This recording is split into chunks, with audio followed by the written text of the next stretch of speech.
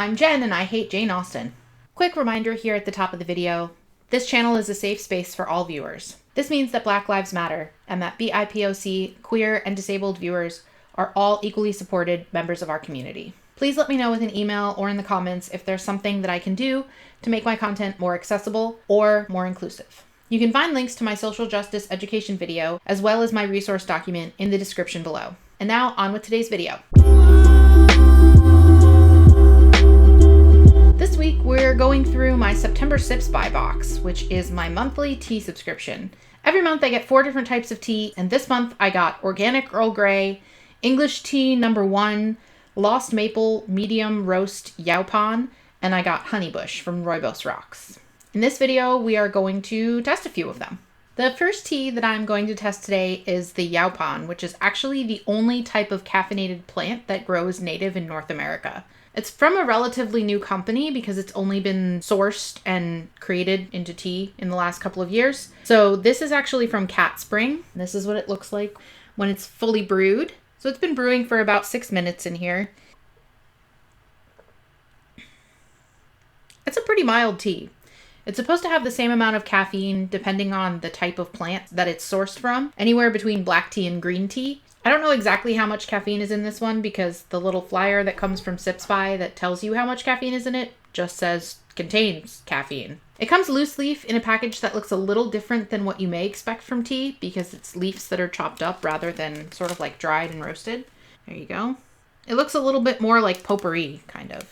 That's a decent amount since just 1 teaspoon makes a regular cup. Apparently this type of tea has a decent amount of antioxidants, which means that it's pretty good for you. And it may have had a special type of tea ceremony or way that it was roasted or brewed a long, long time ago, but because we committed a lot of genocide and destroyed a lot of Native American rituals along with killing a lot of Native American people, we will never know. This type of tea's lack of tannins makes it harder to oversteep and become super bitter, which has made it more popular in large batch brewing situations for places like restaurants and tea stores.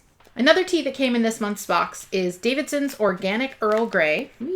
Organic Earl Grey, which is black tea like breakfast tea, but it also has bergamot oil in it, which comes from a type of citrus. Personally, I don't like Earl Grey as much as regular breakfast tea, but it's supposed to be milder and softer than your typical black tea. Last month's box had an Earl Grey cream blend in it, which had a flavoring of vanilla added to the actual tea leaves. That was pretty good. This is what it looks like after it's steeped for about 5 to 6 minutes with a little bit of honey in the bottom.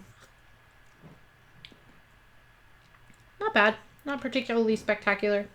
Kind of a regular Earl Grey. I do, however, really like when I get more loose leaf teas because the Sipsby boxes come with their own disposable paper bags that you can pour the loose leaf into, or I have a lot of tea steepers, which means less waste.